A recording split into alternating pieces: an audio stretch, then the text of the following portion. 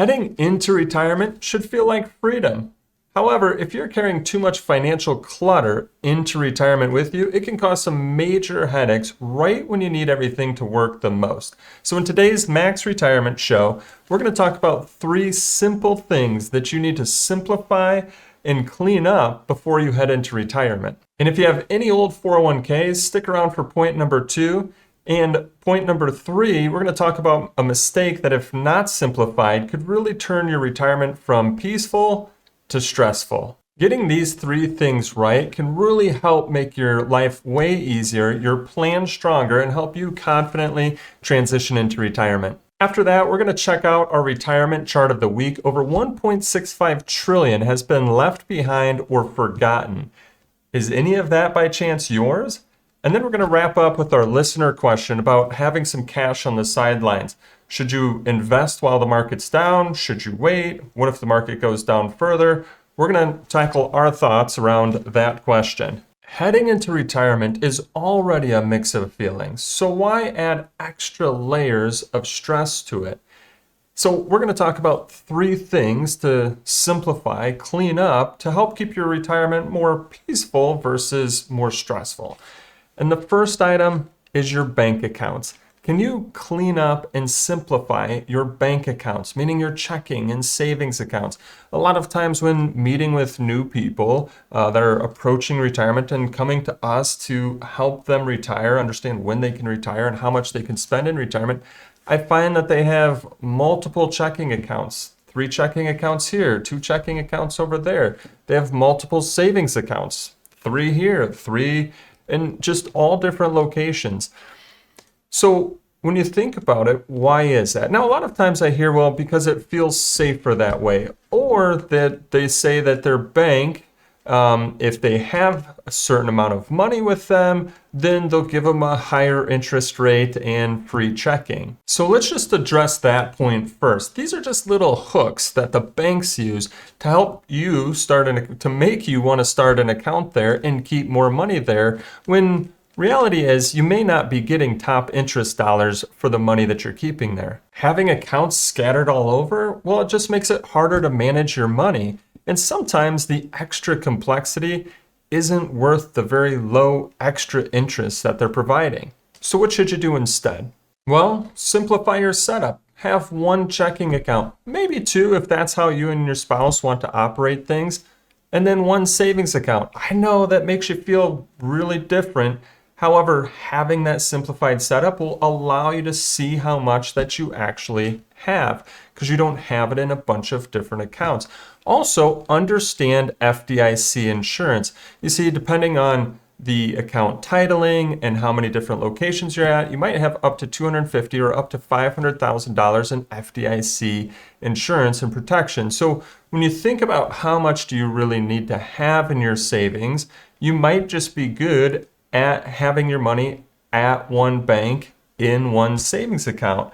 You see, keeping just enough there for emergencies or any major purchases over the next 1 to 3 years, and then investing the rest. So think about your setup, and if you have got accounts in lots of different locations, think about and see if you can simplify that. Now, that doesn't mean that you're going to lose control. In my opinion, it actually means that you're gaining control, because at a quick glance, now you can see exactly what you have. The second thing is cleaning up the junk drawer of retirement and investment accounts. Do you have an old 401k, or do you have multiple IRAs? You see, many people think, well, if they have their accounts in lots of different locations, then they're not putting all of their eggs in the same basket. And so they leave their old 401ks with their old companies, or they leave their IRAs or want to have IRAs in multiple different locations. But here's the thing, having your money in a bunch of different locations doesn't mean that you're actually diversified. Let me show you a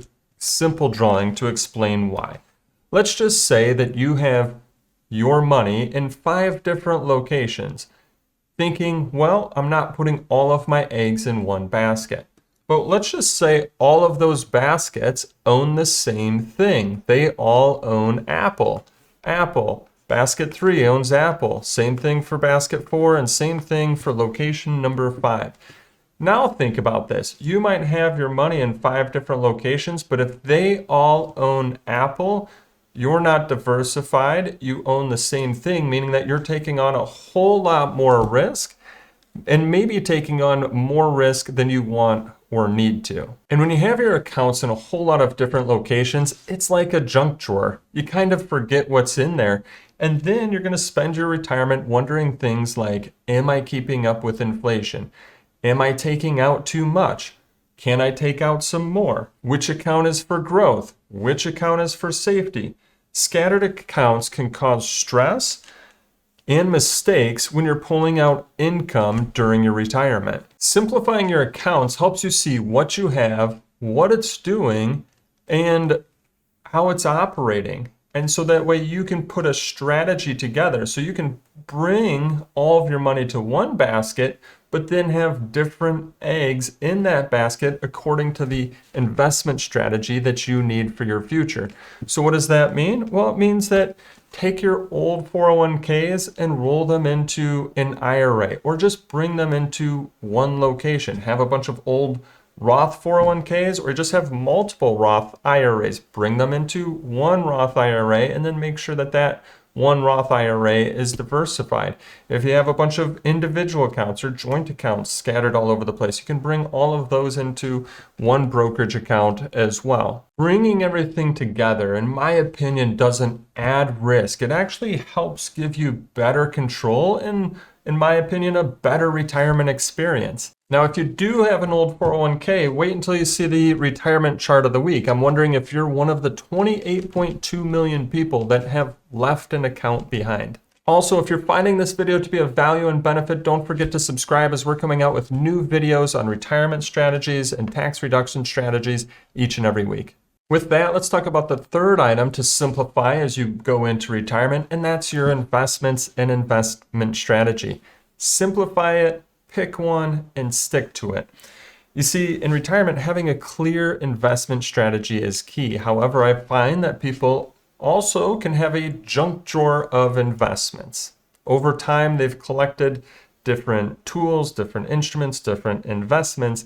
And while it might have been right when you got it, you have to ask yourself, will this be right for your retirement? This is even more important when the markets are down or while the markets are hot, because what can be very tempting is chasing the new shiny object. There's going to be news articles and hot stock tips and scary headlines that are going to be all flashing in front of you. And reality is most likely they're just trying to sell you something. They're trying to sell you the new shiny object. And in my opinion, trying to time the market or trying to chase these shiny objects, in my opinion, will only hurt your long-term plan. So really take a hard look at your investments. Pick a main approach. Pick something that you can stick with in good economic conditions as well as poor economic conditions. And in my opinion, that's what's going to help give you a better return throughout your retirement. If you clean up your bank accounts, simplify your retirement accounts, and pick an investment strategy, you'll take a huge amount of stress off of your plate before you retire. And just remember, simplifying doesn't mean that you're going to lose control or take on extra risk. In my opinion, it actually means that you're taking control and creating a clear, manageable plan for your future. If you're getting close to retirement and you want help building a simple, confident plan for your retirement and your future, we can help. Go to maxretirementshow.com and click on the Work With Us tab. With that, let's take a look at the retirement chart of the week, which has some mind-boggling numbers, in my opinion. Take a look at the chart here. This is from Capitalize. Now I'm going to put a link in the show notes to where you can see this specific chart. So according to their website here, as of May of 2023, there's 29.2 million left behind or forgotten 401k accounts. Think about that, 29.2 million left behind or forgotten, which have a value of around or approximately $1.65 trillion. So that's a lot of money. Now, think about this. If you have an old 401k that you've left behind, I want you to ask yourself a few questions. Do you know how it's invested? Is it even invested? What if the account is sitting in cash and you've been missing out on all of the bull markets that we've had in the past? What is this account potentially costing you? It should be adding to your future value, but is it potentially costing you because you're not paying attention to it? Think also, are there fees in those accounts? And if there are fees, are they eating away at the value of what you own and what you have? So really think about that. And I want you to, if you have any old 401ks, you should really consider taking control of those old 401ks, whether that's rolling them into your current 401k, rolling them into an IRA. We help clients with both of those scenarios all the time, because it's important to take control.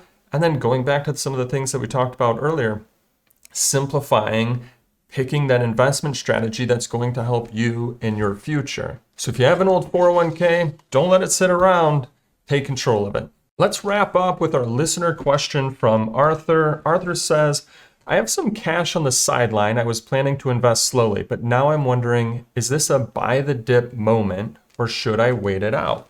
Well, first off, Arthur, great job. Way to recognize potential opportunity. So great job on that.